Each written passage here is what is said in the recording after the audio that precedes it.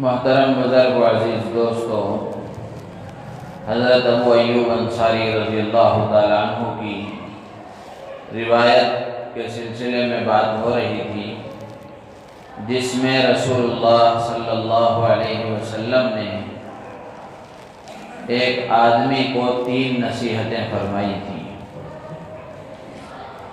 وہ نصیحتیں صرف اس آدمی کے لیے نہیں تھیں، یا وہ نصیحتیں صرف اس آدمی تک محدود نہیں ہیں، بلکہ آپ کا ہر ارشاد، آپ کی ہر بات قیامت تک آنے والے ایک انسان کے لیے ہے، آپ کے ہر امتی کے لیے ہے۔ تو اس حدیث میں جو 3 باتیں ارشاد فرمائی گئی ہیں، اگر ان 3 باتوں پر ہم عمل کریں گے، اپنی زندگیوں میں اس کو لائیں گے، تو اللہ کی ذات عالی سے امید ہے کہ دنیا میں بھی سرخرو ہوں گے اور آخرت میں بھی کامیاب ہوں گے۔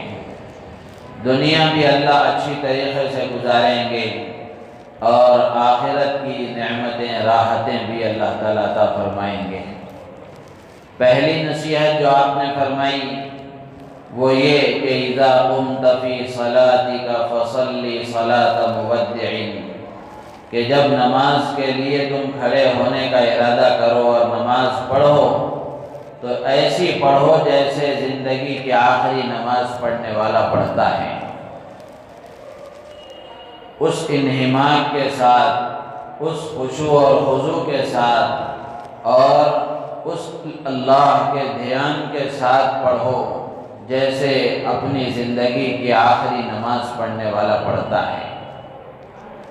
تو محترم بزرگ و عزیز دوستو، ہم دیکھیں کہ نماز کے سلسلے میں ہمارے اندر کتنی غفلت ہے۔ امت کا ایک بڑا حصہ، اگر کہا جائے تو مبالغہ نہیں ہوگا، 95%، 90 پر 5% امت کا طبقہ وہ ہے جو نماز سے غافل ہے، نماز سے دور ہے، جبکہ یہ نماز امت محمدیہ کے لیے خدا کی جانب سے ایک تحفہ ہے، جو رسول اللہ صلی اللہ علیہ وسلم کو دنیا میں نہیں بلکہ آسمانوں میں اپنے عرش کے قریب بلا کر اللہ نے عطا فرمایا ہے۔ اور یہ نماز بڑی اونچی چیز ہے، بڑا عظیم تحفہ ہے اللہ کا، لیکن اس کے سلسلے میں ہماری اتنی غفلت۔ صحابہ کرام رضوان اللہ تعالی علیہم اجمعین کو جب یہ تحفہ ملا تو صحابہ خوش ہو گئے کہ اللہ سے لینے کا طریقہ ہمیں بتا دیا گیا کہ نماز کے راستے سے ہم اللہ کے خزانوں سے استفادہ کر سکتے ہیں، اپنی حاجتیں اور اپنی ضرورتیں خدا کی بارگاہ میں پیش کر سکتے ہیں۔ تو اس لیے نماز بڑی اہمیت کی چیز ہے جو ہماری زندگیوں سے نکلتی جا رہی ہے۔ روز بروز نماز سے غفلت بڑھتی جا رہی ہے۔ تو اللہ کے رسول صلی اللہ علیہ وسلم فرماتے ہیں کہ نماز ایسی پڑھو جیسے اپنی زندگی کی آخری نماز پڑھنے والا پڑھتا ہے۔ حضرت عمر رضی اللہ تعالیٰ عنہ نے اپنے زمانے خلافت میں اپنے گورنروں کو یہ لکھا تھا، ان اہم امرکم عندی الصلاۃ، میرے نزدیک تمہارے سب کاموں میں سب سے زیادہ اہم جو کام ہے وہ نماز ہے، اس لیے نماز کا اہتمام کرنا۔ فمن ضیعها فهو لما سواها اضیع، حضرت عمر رضی اللہ تعالیٰ عنہ فرماتے ہیں جو آپ نے یہ خط اپنے گورنروں کو اور یہ ہدایت اپنے حکمرانوں کو دی تھی کہ جو نماز ہی کو ضائع کر دے وہ دوسرا کام کیا اچھا کرے گا۔ فمن ضیعها فهو لما سواها اضیع، جو نماز کو ضائع کر دے وہ اس کے علاوہ دوسری چیزوں کو اور زیادہ ضائع کرے گا۔ تو صحابہ کرام رضوان اللہ تعالی علیہم اجمعین کے یہاں اتنا اہتمام تھا۔ ہم اپنے بزرگوں کی زندگیاں بھی دیکھیں، بیمار ہیں، زندگی کے آخری لمحات ہیں، لیکن اس کے باوجود بھی نماز تو دور کی بات، نماز میں جماعت چھوڑنا بھی ان کو پسند نہیں تھا۔ حضرت مولانا الیاس صاحب رحمۃ اللہ علیہ کے بارے میں آتا ہے، بہت زیادہ بیمار ہو گئے، بہت زیادہ کمزوری لاحق ہو گئی، زندگی کے آخری لمحات چل رہے ہیں۔ اس وقت میں کسی مفتی صاحب نے حضرت سے کہا کہ حضرت اب آپ کے لیے مسجد کے بجائے آپ اپنے کمرے میں نماز پڑھ لیں، شریعت کے اعتبار سے آپ کو گنجائش مل سکتی ہے۔ اتنی پریشانی سے مسجد میں جا کر جماعت میں شریک ہونے کی کیا ضرورت ہے؟ واقعتاً گنجائش ان کی اس حالت پر مل سکتی تھی، لیکن عزیمت کی بات ہے، ان کے حوصلے کی بات ہے۔ حضرت مولانا الیاس صاحب رحمۃ اللہ علیہ فرمانے لگے، زندگی بھر اللہ اللہ کرتا رہا اور زندگی بھر لوگوں کو اللہ کی طرف اور نماز کی طرف اور مسجد کی طرف بلاتا رہا، اب کیا تم مجھے یہ مشورہ دے رہے ہو کہ میں منافق ہو کر مروں؟ اب تم مجھے یہ مشورہ دے رہے ہو کہ میں منافق ہو کر مروں؟ اس لیے کہ زمانہ نبوت میں سرکار دو عالم صلی اللہ علیہ وسلم کے زمانے میں نماز کی جماعت اگر کوئی چھوڑتا تھا تو وہ مسلمان نہیں ہوتا تھا بلکہ منافق ہی ہوتا تھا، بلکہ اس سے آگے بڑھ کر منافقوں کو تک بھی جماعت کی نماز چھوڑنے کی ہمت نہیں ہوتی تھی۔ حضرت شیخ الحدیث مولانا زکریا صاحب رحمۃ اللہ علیہ کے بارے میں آتا ہے کہ ان کی زندگی کے آخری لمحات ہیں اور بہت زیادہ بیمار ہیں اور بہت زیادہ کمزوری لاحق ہے، لیکن اس کے باوجود بھی جس کرسی پر یا جس پر آپ تشریف رکھتے تھے، نماز کے وقت میں اسی کرسی کو اٹھا کر مسجد میں لا کر آپ کو جماعت میں شریک کیا جاتا تھا۔ تو اتنا اہتمام تھا نماز کا۔ اللہ کے رسول صلی اللہ علیہ وسلم فرماتے ہیں کہ اے انسان، پوچھنے والے سے فرماتے ہیں کہ اے سائل، جب تم نماز پڑھا کرو تو ایسی پڑھا کرو جیسے زندگی کی آخری نماز پڑھنے والا پڑھتا ہے۔ یہ پہلی نصیحت ہے۔ تو اس لیے نماز کو ہم لازم پکڑ لیں، نماز کا اہتمام کرنے والے بنیں، جوان ہوں تو بوڑھے ہوں تو عورتیں ہوں مرد ہوں، سب کے لیے ضروری ہے۔ اس لیے نماز کا ہم اہتمام کریں گے، اس کی برکتیں ہم اپنی زندگیوں میں خود دیکھیں گے۔ نماز کے راستے سے اللہ تعالیٰ زندگیوں میں بہت چین و سکون عطا فرماتے ہیں، عمر میں روزیوں میں برکت عطا فرماتے ہیں، اور دنیا کی راحتیں اور برکتیں اللہ تعالیٰ عطا فرماتے ہیں۔ آخرت کا جو ثواب ہے، آخرت کی جو ملنے والی برکتیں اور نعمتیں ہیں وہ اپنی جگہ ہیں، دنیا میں بھی اللہ تعالیٰ محروم نہیں رکھتے ہیں، دنیا میں بھی اللہ تعالیٰ اس کی برکتیں عطا فرماتے ہیں۔ تو اس لیے نماز کا اہتمام کرنے کی کوشش کرنا کہ ہم 5 وقت کی نماز پابندی کے ساتھ پڑھنے والے بنیں، اور ایسی نماز پڑھنے والے بنیں جیسی نماز اس حدیث میں اللہ کے رسول فرماتے ہیں کہ تم نماز پڑھا کرو تو ایسی جیسے زندگی کی آخری نماز پڑھنے والا پڑھتا ہے۔ یہ پہلی نصیحت تھی رسول اللہ صلی اللہ علیہ وسلم کی۔ دوسری نصیحت جو آپ نے فرمائی، وَلَا تَكَلَّمْ بِكَلَامٍ تَعْتَذِرُ مِنْهُ غَدًا، زبان سے کوئی ایسا بول نہ نکالو، زبان سے کوئی ایسی بات نہ کہو کہ کل کو تمہیں اس سے معذرت کرنا پڑے کہ مجھے ایسا نہیں کہنا چاہیے تھا، میں نے ایسا کہہ دیا، میں معذرت کرتا ہوں۔ تو ایسا بول زبان سے نہ نکالو، بلکہ اپنی زبان کو قابو میں رکھو، بولنے سے پہلے سوچا کرو کہ مجھے کیا بولنا ہے۔ اسی کو حضرت اقدس تھانوی نور اللہ مرقدہ فرماتے ہیں کہ پہلے تولو پھر بولو، بولنے سے پہلے سوچ لو کہ مجھے کیا کہنا ہے اور اس کہنے پر میرا کیا ہوگا، دنیا بنے گی یا آخرت بنے گی، دنیا بگڑے گی یا آخرت بگڑے گی، اور کل کو مجھے اللہ کی بارگاہ میں کھڑے ہو کر اس کا حساب دینا ہے۔ اس کا خیال رکھتے ہوئے اپنی زبان کو استعمال کیا کرو۔ ایسا نہیں کہ یہاں اب دنیا میں سارا ماحول ہمارا موافق نظر آ رہا ہے، سارے ساتھی اپنے ہیں، سارا معاشرہ اپنا ہے، سارا گھر اپنا ہے، اب میں یہاں جو چاہے کہوں مجھے کون روکنے والا ہے۔ جیسے چاہے میں اپنی زبان چلاؤں، مجھے کون بولنے والا ہے؟ اگر یہ ہے تو پھر خسارے کی بات ہے۔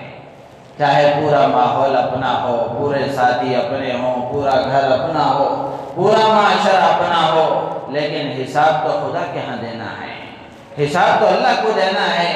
اللہ تعالیٰ حساب لیں گے، اس وقت میں نہ معاشرہ کام آئے گا، نہ ساتھی کام آئیں گے، نہ دوست و احباب کام آئیں گے، نہ گھر والے کام آئیں گے، بلکہ بول پر اور زبان سے نکلی ہوئی بات پر فیصلہ ہوگا کہ یہ بول کیسا تھا، یہ بات کیسی تھی۔ اللہ کے ہاں اس پر فیصلہ ہوگا۔ تو اس لیے زبان سے بہت سوچ کر الفاظ کو ادا کرنا ہے۔ اللہ کے رسول فرماتے ہیں کہ اے زبان سے ایسی کوئی بات نہ نکالو کہ کل کو تمہیں اس سے معذرت کرنا پڑے، کل کو تم اس سے معذرت کرو کہ یہ مجھے نہیں کہنا چاہیے تھا، میں نے کہہ دیا۔ تو ایسا کہنے کے بجائے پہلے ہی تم سوچ لو کہ مجھے کیا کہنا ہے۔ اور لغو چیزوں میں جب آدمی زبان کے استعمال کرنے سے پہلے سوچتا ہے تو غلط کاموں سے اور غلط باتوں سے اپنے آپ کو بچا لیتا ہے کہ اس میں نہ دنیا کا فائدہ ہے نہ دین کا فائدہ ہے، خواہ مخواہ میں اپنی زبان کو اس میں کیوں استعمال کروں۔ جیسے میں نے تفصیل کے ساتھ گزشتہ جمعہ اس پر عرض کیا تھا کہ اللہ والے کیسے اپنی زبانوں کے استعمال میں احتیاط کیا کرتے تھے۔ تو اس لیے یہ دوسری نصیحت ہے رسول اللہ صلی اللہ علیہ وسلم کی کہ آپ فرماتے ہیں کہ کوئی ایسی بات زبان سے نہ نکالو کہ کل کو تمہیں اس سے معذرت کرنا پڑے۔ آج جو عرض کرنے کی بات ہے وہ تیسری بات ہے جو رسول اللہ صلی اللہ علیہ وسلم نے اس صاحب کو نصیحت کے طور پر ارشاد فرمائی۔ اس صاحب کے واسطے سے پوری امت کو گویا آپ نے بتایا ہے، پوری امت کو یہ نصیحت آپ نے فرمائی ہے۔ ہم میں سے ہر آدمی سمجھے کہ یہ نصیحت اللہ کے نبی نے میرے لیے فرمائی ہے، یہ نصیحت آپ نے مجھے فرمائی ہے۔ تو تیسری بات اللہ کے رسول صلی اللہ علیہ وسلم فرماتے ہیں وَاجْمَعِ الْإِيَاسَ مِمَّا فِي أَيْدِي النَّاسِ، لوگوں کے ہاتھوں میں جو کچھ ہے تم اس سے مایوس ہو جاؤ، لوگوں کے ہاتھوں میں جو کچھ ہے تم اس سے مایوس ہو جاؤ۔ مطلب یہ ہے کہ اللہ نے ہر انسان کے دل میں ایک مادہ رکھا ہے، حرص کا، ہوس کا، لالچ کا۔ آدمی کسی مالدار کے پیچھے چلتا پھرتا ہے، کسی کی جی حضوری کرتا ہے، وہ اس لیے تاکہ وہ مجھے کچھ دے گا، مجھے اس سے کچھ نفع ملے گا۔ کسی سے کوئی امید لگاتا ہے اور کسی سے کوئی تمنا کرتا ہے، اور پھر اس کے بعد میں آدمی جس سے جو امید لگایا ہوا ہوتا ہے کہ یہ مجھے کچھ دے گا یا وہ مجھے کچھ دے گا، اس سے مجھے کوئی نفع ملے گا، یہاں سے میرے لیے کوئی نفع کی شکل نکل آئے گی، اگر وہ اس کے ساتھ ایسا معاملہ نہیں ہوا جیسے اس نے امید رکھی تھی تو پھر وہ اس کو تکلیف ہوتی ہے، اذیت محسوس کرتا ہے، پھر وہ ناراض ہو جاتا ہے۔ تو اللہ کے پیارے حبیب صلی اللہ علیہ وسلم ارشاد فرماتے ہیں کہ تم لوگوں کے ہاتھوں میں جو کچھ ہے اس سے مایوس ہو جاؤ، کسی سے کوئی امید نہ رکھو، کسی سے کوئی چیز نہ مانگو، اس لیے کہ زبان سے سوال کرنا، زبان سے کسی اللہ کے علاوہ سے کوئی چیز مانگنا، اللہ کے رسول صلی اللہ علیہ وسلم نے اس کو تو حرام قرار دیا کہ تم اپنی ضرورتیں مخلوق سے نہ مانگو، اللہ سے مانگو۔ تم اپنی ضرورتیں خدا کے سامنے پیش کرو، مخلوق کے سامنے نہ رکھو۔ زبان سے تو مانگنے کو منع فرما دیا، اب اس حدیث میں اللہ کے نبی فرماتے ہیں کہ اپنے دل سے بھی کسی سے کوئی امید اور تمنا نہ کرو، کہ دل سے بھی کوئی یہ خیال نہ رہے، دل میں بھی تمہارے یہ بات نہ رہے کہ مجھے کچھ سے فائدہ ہو سکے گا، کسی سے کوئی امید نہ رکھو۔ مانگنا ہو تو اللہ سے مانگو، امید رکھنا ہو تو اللہ سے رکھو، اس لیے کہ جس سے مانگا جائے وہ اللہ کی ذات ہے، امید لگائے جانے کے قابل وہ اللہ کی ذات ہے، تمنا کیے جانے کے قابل وہ اللہ کی ذات ہے، کہ تم اللہ سے مانگو۔ بزرگوں نے لکھا ہے آدمی کو جو تکلیف پہنچتی ہے کسی سے، اس کی بنیادی وجہ یہ ہے کہ آدمی کسی سے کوئی امید لگایا ہوا ہوتا ہے، کہ وہ میرے ساتھ ایسا معاملہ کرے گا یا اس کی طرف سے مجھے کچھ ملے گا یا مجھے کچھ نفع ہوگا، نفع کی کچھ شکل پیدا ہو جائے گی، یہ میرے ساتھ ایسا معاملہ کرے گا ویسا معاملہ کرے گا، امید لگایا ہوا ہوتا ہے۔ جب وہ سامنے والا آدمی اس کے ساتھ ویسا معاملہ نہیں کرتا تو پھر اس کو تکلیف ہوتی ہے۔ تو اللہ کے رسول صلی اللہ علیہ وسلم فرماتے ہیں کہ تم کسی سے کوئی امید ہی نہ رکھو، تم کسی سے کوئی تمنا ہی نہ کرو اور کسی سے کسی چیز کی امید بھی نہ رکھو تاکہ تمہیں تکلیف ہو۔ جب آدمی کسی سے کوئی امید ہی نہیں رکھے گا اور کسی سے کوئی تمنا ہی نہیں کرے گا تو تکلیف کی کوئی بات پیدا ہی نہیں ہو سکتی۔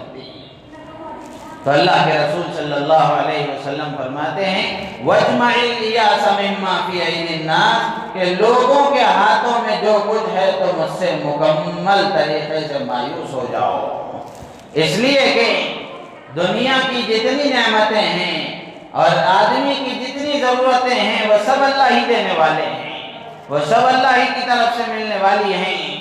آدمی دنیا کے اعتبار سے کسی سے لالچ لگا لیتا ہے، کسی سے حرص کر لیتا ہے اور کسی سے نفع کی امید کر لیتا ہے اور پھر اس سے وہ نفع نہیں ملتا تو مایوس ہو جاتا ہے، اس کو تکلیف ہوتی ہے، اس کا دل دکھتا ہے۔ اللہ کے رسول فرماتے ہیں کہ تم دوسروں کے ہاتھوں میں جو کچھ ہے اس سے مایوس ہو جاؤ، مانگنا ہو تو اللہ سے مانگو۔ کون سی ایسی چیزیں ہیں جو اللہ نہیں دے سکتے؟ کتنی نعمتیں اللہ نے تمہیں بغیر مانگے کے عطا فرمائی ہیں اور ایسی ایسی نعمتیں دی ہیں کہ دنیا ساری مل کر وہ دے نہیں سکتی، اور اللہ نے بن مانگے دی ہیں، بغیر مانگے دی۔ آنکھیں ہیں، ہم نے کوئی اپلیکیشن داخل نہیں کیا تھا، کان اللہ نے دیا ہے، ہم نے کوئی سوال نہیں کیا تھا، اور زبان اللہ نے دی ہے، دل و دماغ اللہ نے دیا ہے، ہاتھ پیر اللہ نے دیے ہیں، یہ اتنا بڑا جسم اور اس کی صحت اور اس کی تندرستی اللہ نے دی ہے، ہم نے اللہ سے نہیں مانگا۔ اللہ نے بن مانگے اتنی بڑی بڑی نعمتیں عطا فرمائی ہیں۔ آدمی کی ایک کڈنی فیل ہو جاتی ہے، اس کو لینے کے لیے دنیا کے کتنے روپے لگتے ہیں۔ آنکھیں چلی جائیں، کوئی دنیا کی طاقت نہیں ہے جو آنکھوں میں بصارت دے سکے۔ کانوں سے اللہ تعالیٰ سماعت کو کھینچ لیں، سننے کی طاقت کو ختم کر دیں، دنیا کی کوئی طاقت نہیں ہے جو سننے کی طاقت کانوں میں پیدا کر سکے۔ ہاتھ اگر شل ہو جائیں، ہاتھوں پر فالج کا اثر ہو جائے، اللہ جب تک ہاتھوں میں پکڑنے کی طاقت پیدا نہیں کرتے، دنیا کی کوئی طاقت نہیں ہے جو ہاتھوں میں پکڑنے کی قوت پیدا کر سکے۔ یہ ساری نعمتیں اللہ نے دی ہیں، تو اب ضرورت کس بات کی ہے کہ ہم لوگوں سے امید لگائیں، اور کون سی وہ نعمتیں ہیں جو خدا نہیں دے سکتے؟ تو اللہ کے نبی فرماتے ہیں مانگنا ہو تو اللہ سے مانگو، امید لگانا ہو تو اللہ سے لگاؤ۔ مانگے جانے کے قابل جو ذات ہے وہ اللہ کی ہے، امید لگائے جانے کے قابل جو ذات ہے وہ اللہ کی ہے۔ اکبر الہ آبادی فرماتے ہیں جو مانگ خدا سے جو مانگنا ہو اکبر، یہی وہ در ہے جہاں آبرو نہیں جاتی۔ اللہ کی بارگاہ میں کوئی مانگتا ہے وہ اللہ کی بارگاہ میں بے عزت نہیں ہوتا۔ دنیا والوں کے سامنے سوال کرتا ہے، دنیا والوں کے سامنے اپنی ضرورتیں رکھتا ہے اور دنیا والوں سے کسی چیز کا مطالبہ کرتا ہے، ایک مرتبہ وہ پوری کی جاتی ہے، دوسری مرتبہ مطالبہ پورا ہوتا ہے، تیسری مرتبہ مطالبہ پورا ہوتا ہے، چوتھی مرتبہ آدمی کی عزت بھی چلے جاتی ہے۔ قریبی رشتہ ہو، بیٹا بھی باپ سے بار بار مانگے تو باپ بھی تنگ آ جاتا ہے۔ خدا ہی کا ایک دربار ہے جہاں آدمی لاکھوں کروڑوں مرتبہ روزانہ مانگے وہ خوش ہو کر دیتا ہے۔ اللہ مانگنے سے خوش ہوتے ہیں، مخلوق مانگنے سے ناراض ہوتی ہے۔ تو اکبر الہ آبادی فرماتے ہیں یہی وہ در ہے جہاں آبرو نہیں جاتی۔ اللہ ہی کا ایک وہ دربار ہے جہاں کوئی مانگ کر ذلیل نہیں ہوتا اور بے عزت نہیں ہوتا۔ تو اس لیے اپنی ضرورتیں خدا کی بارگاہ میں پیش کرو، لوگوں کے پاس جو کچھ ہے تم اس سے مایوس ہو جاؤ، کسی سے کوئی امید نہ رکھو، پھر تمہیں کسی سے تکلیف نہیں ہوگی۔ دل سے امید دل سے کسی سے خیال رکھنا اور امید رکھنا کہ یہ مجھے کوئی چیز دے گا، اس سے مجھے کوئی نفع ہوگا، یہ اشراف کہلاتا ہے، دل کا سوال اشراف کہلاتا ہے۔ صوفیہ کے یہاں یہ دل کا سوال بھی غلط ہے۔ حضرت تھانوی رحمۃ اللہ علیہ کے ملفوظات میں ہے کہ اشراف کسے کہتے ہیں؟ اللہ نے حرص کا مادہ، لالچ کا مادہ ہر انسان کے اندر رکھا ہے۔ وہ کسی مال والے کو دیکھتا ہے تو وہ سمجھتا ہے اس کے مال سے مجھے کچھ فائدہ ہوگا۔ کسی عہدے والے کو دیکھتا ہے تو اس کے دل میں بات پیدا ہوتی ہے کہ اس کے عہدے سے مجھے کچھ فائدہ ہوگا۔ یہ تو انسان کی طبیعت ہے، یہ چیز پیدا ہر ایک کو ہوتی ہے، چاہے وہ کوئی بھی ہو۔ لیکن حضرت عبدس تھانوی رحمۃ اللہ علیہ فرماتے ہیں کہ اشراف یہ ہے کہ دل میں یہ بات پیدا ہو کہ مجھے اس سے کچھ نفع ہوگا، اور اس سے نفع نہ ہو تو آدمی کے دل پر چوٹ نہ لگے، آدمی مایوس نہ ہو، تو یہ چیز غلط نہیں ہے۔ اگر کسی سے کوئی امید لگائے رکھا، بعد میں وہ کام نہ ہوا، پھر اس کے دل کو تکلیف ہو گئی، تو یہ اشراف کہلاتا ہے، یہ اشراف منع ہے، یہ اشراف منع ہے۔ تو اس لیے اللہ سے امیدیں لگانا اور اللہ کی بارگاہ میں اپنی ضرورتیں پیش کرنا اور اللہ سے اپنی ضرورتوں کا سوال کرنا، یہ عزت کی چیز ہے۔ مخلوق کے سامنے ہاتھ پھیلانا، مخلوق کے سامنے دستے سوال دراز کرنا اور اپنی زبان سے کسی کے سامنے ضرورتوں کا اظہار کرنا، یہ ذلت کی چیز ہے۔ اسی لیے اللہ کے رسول صلی اللہ علیہ وسلم فرماتے ہیں کہ اے انسان، لوگوں کے ہاتھوں میں جو کچھ ہے تو اس سے مایوس ہو جا۔ ایک اور روایت میں اللہ کے نبی صلی اللہ علیہ وسلم فرماتے ہیں وَارْضَ بِمَا قَسَمَ اللَّهُ لَكَ تَكُنْ أَغْنَى النَّاسِ۔ اللہ نے جو کچھ تجھے عطا فرمایا ہے، جتنی روزی اللہ نے تجھے دی ہے، جو نعمتیں اللہ نے تجھے دی ہیں، تو اس پر راضی ہو جا، سب سے بڑا مالدار بن جائے گا۔ وَارْضَ بِمَا قَسَمَ اللَّهُ لَكَ تَكُنْ أَغْنَى النَّاسِ، کہ اللہ نے جو کچھ تیرے لیے مقدر فرما دیا ہے، جو کچھ تیری تقدیر میں اور مقدر میں اللہ نے لکھ دیا ہے، تو اس پر راضی ہو جا، سب سے بڑا مالدار بن جائے گا۔ اس لیے کہ جو چیزیں اللہ نے ہمارے مقدر میں لکھی ہیں وہ دوسرے کو مل نہیں سکتی، جو دوسرے کے مقدر میں لکھی ہیں وہ ہمارے قبضے قدرت میں آ نہیں سکتی۔ اسی لیے یہ ہمارا ایمان ہے اور عقیدہ ہے اور یقین ہے کہ جو چیزیں اللہ نے ہمارے مقدر میں لکھ دی ہیں، دنیا کی کوئی طاقت نہیں ہے اس میں ایک دانہ اضافہ کر سکے، اور جتنا اللہ نے ہمارے مقدر میں لکھ دیا ہے، دنیا کی کوئی طاقت نہیں ہے جو ایک دانہ اس میں کم کر سکے۔ تو پھر پریشانی کی کیا بات ہے کہ ہم اللہ نے جو ہمارے مقدر میں لکھ دیا ہے اور ہمیں عطا فرمایا ہے، ہم اس پر راضی رہیں اور جو ضرورتیں ہماری ہے وہ ہم خدا کی بارگاہ میں پیش کریں۔ اللہ والوں کی زندگیاں ہم دیکھیں گے، پتہ چلتا ہے کہ جن کا اللہ کے ساتھ تعلق مضبوط ہوتا ہے، لوگوں کے مالوں پر ان کی نگاہ نہیں جاتی، لوگوں کی مال و دولت پر ان کی نگاہ نہیں جاتی، اور لوگوں کے ساز و سامان پر ان کی نگاہ نہیں جاتی۔ وہ مالدار ہوتے ہیں دل کے۔ اللہ کے رسول صلی اللہ علیہ وسلم نے فرمایا لَيْسَ الْغِنَى عَنْ كَثْرَةِ الْعَرْضِ وَلَكِنَّ الْغِنَى غِنَى النَّفْسِ وَلَكِنَّ الْغِنَى غِنَى النَّفْسِ۔ اللہ کے نبی صلی اللہ علیہ وسلم فرماتے ہیں کہ مالداری ساز و سامان کی زیادتی کا نام نہیں ہے، مال و دولت کی زیادتی کا نام نہیں ہے، بلکہ حقیقی مالداری یہ ہے کہ آدمی کا دل بے نیاز ہو۔ حقیقی مالداری تو اس کے دل کی مالداری ہے۔ کپڑے صحیح نہیں ہیں، پھٹے پرانے پہنا ہوا ہے، لیکن دل بے نیاز ہے، اللہ کی طرف سے جو کچھ اسے ملا ہے اس پر راضی ہے اور اس پر شاکر و صابر ہے، تو یہ حقیقی مالدار ہے۔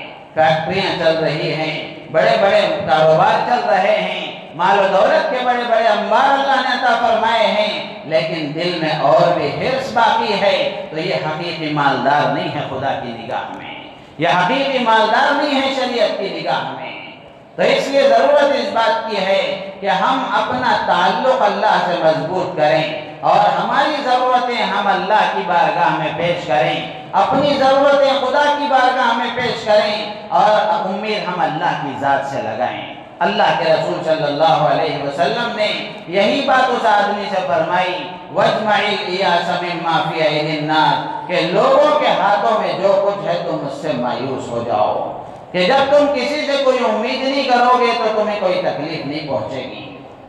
تو محترم بزرگ عزیز دوستو، 3 نصیحتیں اللہ کے نبی نے اس آدمی کو فرمائی ہیں، وہ اس کے لیے نہیں تھی، ہمارے لیے اور قیامت تک آنے والے انسانوں کے لیے۔ خلاصے کے طور پر پہلی نصیحت اللہ کے نبی نے جو فرمائی وہ یہ کہ جب تم نماز پڑھا کرو تو ایسا پڑھو جیسے زندگی کی آخری نماز پڑھنے والا پڑھتا ہے۔